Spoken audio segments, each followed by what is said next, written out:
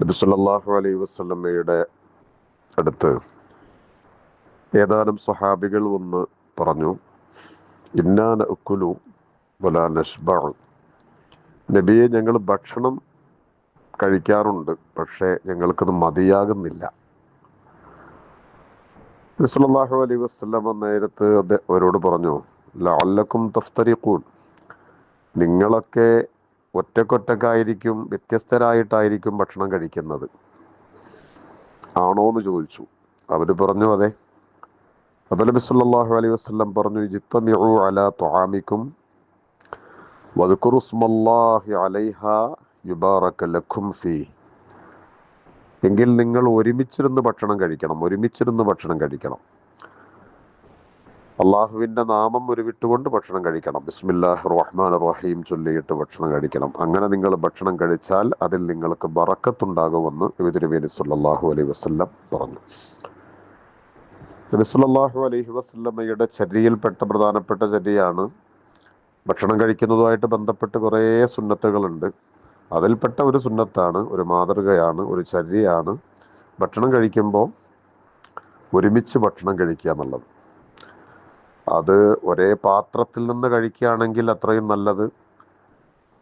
ഇനി അങ്ങനെയല്ല എങ്കിൽ പോലും ഒരുമിച്ചിരുന്ന് ഒരേ നേരത്ത്, ഇപ്പോൾ വീട്ടിലൊക്കെ ആണെങ്കിൽ കുടുംബങ്ങൾ ഒന്നിച്ചിരുന്ന് ഭക്ഷണം കഴിക്കുക, അതൊരു ശീലമാക്കിയാൽ അതുകൊണ്ട് ആ ഭക്ഷണത്തിൽ മാത്രമല്ല നമ്മുടെ ജീവിതത്തിൽ തന്നെ വലിയ ബറക്കത്തുണ്ടാകുമെന്നാണ് റസൂലുള്ളാഹി സ്വല്ലല്ലാഹു അലൈഹി വസല്ലമ ഇവിടെ പഠിപ്പിക്കുന്നത്.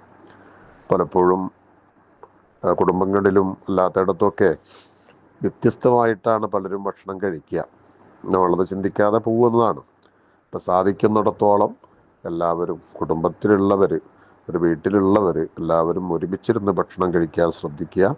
അത് റസൂലുള്ളാഹിയുടെ സുന്നത്താണ്, ചര്യയാണ് എന്ന ഓർമ്മയോട് കൂടെ അത് ചെയ്യുമ്പോൾ അത് പ്രതിഫലാർഹമായി മാറുകയും മാത്രമല്ല, നമ്മൾ കഴിക്കുന്ന ഭക്ഷണത്തിൽ ബറക്കത്ത്, നമ്മുടെ ജീവിതത്തിൽ ബറക്കത്ത് ഒക്കെ ഉണ്ടാകാൻ സഹായകരമായി തീരുകയും ചെയ്യും.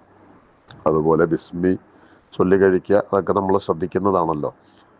എന്നാലും എന്ത് കാര്യത്തിലും അള്ളാഹുവിൻ്റെ നാമം ഉരുവിട്ടുകൊണ്ടായിരിക്കണം ചെയ്യേണ്ടത്. ബിസ്മില്ലാഹിർ റഹ്മാനിർ റഹീം എന്ന് ചൊല്ലിയിട്ട് ചെയ്യാത്ത ഏതൊരു കാര്യവും ബറക്കത്തില്ലാത്തതാണ്. അതേസമയത്ത് ബിസ്മി ചൊല്ലിയിട്ട് തുടങ്ങുന്ന ഏതൊരു കാര്യവും ബറക്കത്തുള്ളതാണ്, അള്ളാഹുവിൻ്റെ സഹായവും അള്ളാഹുവിൻ്റെ തിരുനോട്ടവുമുള്ളതാണ് എന്നൊക്കെ നബി തിരുമേനി സല്ലല്ലാഹു അലൈഹി വസല്ലം പറഞ്ഞിട്ടുള്ളതാണ്.